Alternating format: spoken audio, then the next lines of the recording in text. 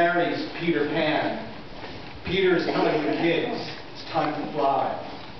And John asks how, and Peter says simply, you just think lovely, wonderful thoughts, and they lift you up in the air. As they lift off and float through the window, Michael asks which way, and Peter points to the heavens.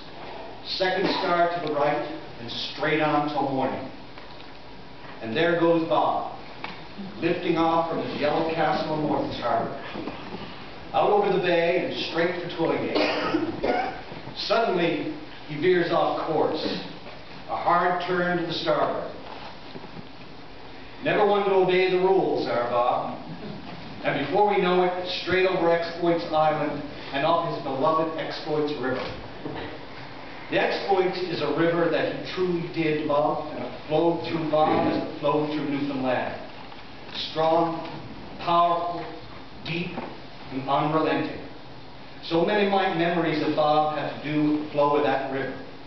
When I was in my late teens, Bob would often come and pick me up at 14 Willow Road, and we'd go for a drive. Usually it started at a coffee shop, and it was like walking with a King Kensington.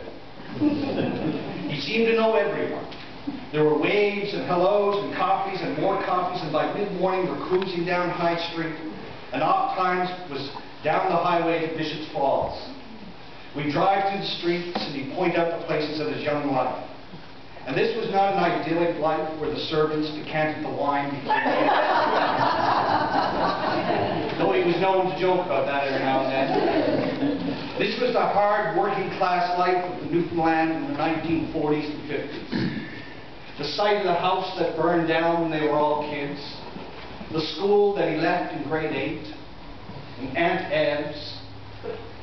And there's the trestle, which led to the woods on the other side, where he spent a good part of his youth, up in the woods. Up in the woods. Bob's favorite 4 words. Up in the woods. Further up the river now, and it's Bullhorn Lodge. And for me, this place was mysterious, isolated, a place of intrigue, secrets, Indian burial sites. It's a place where the imagination runs wild, and it is the very essence of the Exploits River, and the very heart of Newfoundland. And Bob's up in the woods. That's what it was to me. Bob taught me so much up here. Any season, any day, any time. This is where he was genuinely happy. A roaring fire, supper simmering on the stove, and the cracking open of the cocktails. Smiles turning to laughs, turning to stories, skidoo rides up trails and past campsites and dilapidated cabins, places that hadn't been used in 100 years, but he knew where they all were. He seemed to me to know everything. This was the life of an artist.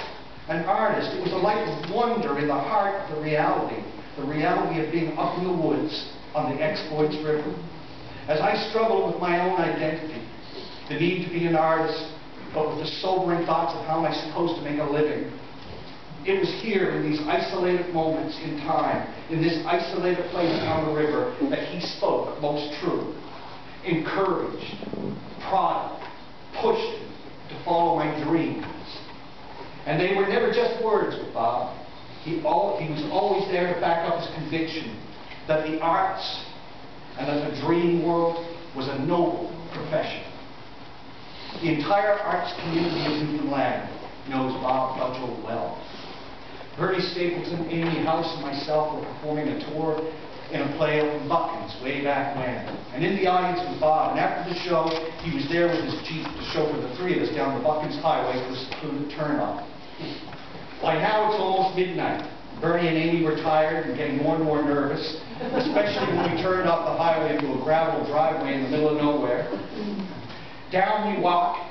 He helps the girls into the boat, and then off we go on a midnight ride across the Exploits River to find ourselves at the 80-foot-long house called the Bullhorn Lodge. He led the way with his flashlight. And we opened the door, and we could have been star actors from Broadway arriving at the Waldorf Astoria. The wine was decanted, and breathing on the table, that was filled with candles, and sweet smells of Cornish hens were coming from the oven, and they hit us like the most beautiful thing in the world. We were wined and we were dined as if we were stars under the stars on the Exploits River. And to Bob we were, because we were following our dreams. In those early years, I could never understand that deep affection he had for me. It was just there. He supported me in any and everything I did, and he encouraged me to work harder and to go farther. As the years went by and I could look back, I knew why. Rosie and Eric, who were 5,000 miles away. It's as if I had become the surrogate son. It was those two kids that were the most important thing to him. And never prouder was he when I touched down in Stuttgart Airport in Germany, and there waiting for me was Bob and Eric. We were there to visit Rosie, who was on an exchange trip to Spain. And this was Bob's opportunity to reconnect with Eric and Rosie. We rented a camper and drove all through Germany to the sites that were indelibly imprinted on Bob's mind, the places where he grew up as a soldier in the Canadian Army. It was this place that so forged him as a young man, that taught him discipline, camaraderie, and the love of his fellow man. The relationships he spawned this time with the Canadian Armed Forces lasted a lifetime. We traveled through Germany, Switzerland, and finally into Spain, where he met with his dearly loved Rosie. That trip opened up my eyes to who this man really was. An incredibly giving man who had so much love to give and so much history to share. He could be obstinate, he could be stubborn, but that was because he always knew one thing for certain. He was going to do it his way. And what a way he had about him. Romance was what flowed through his veins. His music was diverse, from Jimmy Buffett to the fado singers of Portugal, from Freddie Fender to Mozart, from Waylon Jennings to Spanish flamenco. That was Bob. And then there was Barb. God give her patience, I used to think. And God did. Theirs was a special relationship. He was certain he was going to do it his way, and she was certain they were going to do it together. Never could there have been a better partner for the free spirit of Bob Budgell. They had a relationship that was built on romance. As the years went by, they made the romance into reality. From the Yellow Castle on Morton's Harbour to the travel. Being a guest at Bob and Barb's in Morton's Harbour that's just it. You weren't a guest. You were royalty. The both of them enjoyed life the best way they knew how. Great food, lots to drink, and merriment abounded. My stag night was there. The times his brother Ed would come down. Oh man, the night they broke out the guitars and drums and tambourines and sang the old Salvation Army hymns. I thought we were all going to heaven that night. And Bob was in heaven. His family, the Budgells. Did he know the time was up?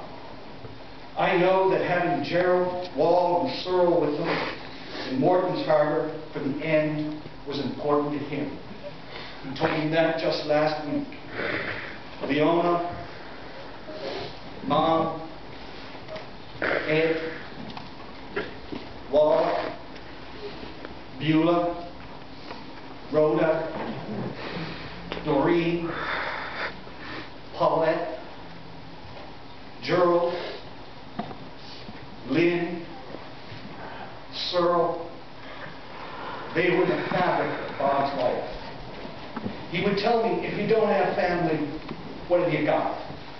And that family extended to all his close friends, so many of them that I would never be able to list them here. From all over the world, but none more special than Wayne and Linda. And to travel was everything. But not just to travel. It was to sit in the pubs and nightclubs and listen to the music and seek out the most authentic restaurants to eat the food with the locals.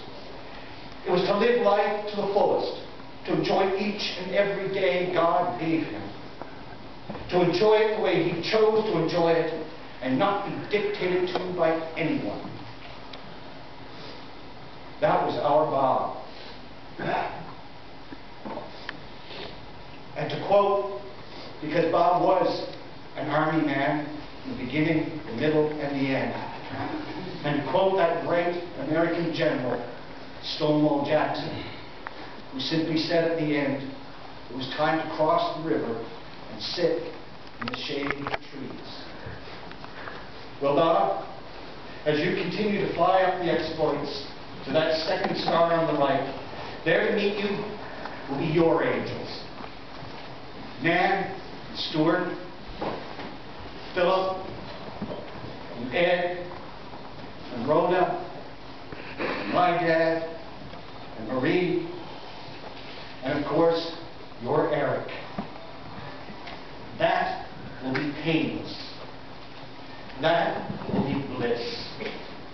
Your home. I know Bob would have been impressed that I started this today with a quote from a great writer like J.M. Barrie, and I know he'll give me a lovely sly grin when I quote Shakespeare for him. Now cracks a noble heart. Good night, sweet prince, and flights of angels sing thee to thy rest. Thank you.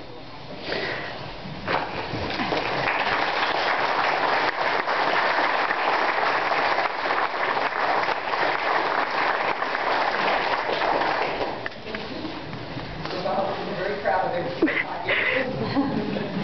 Now we're going to have a musical tribute.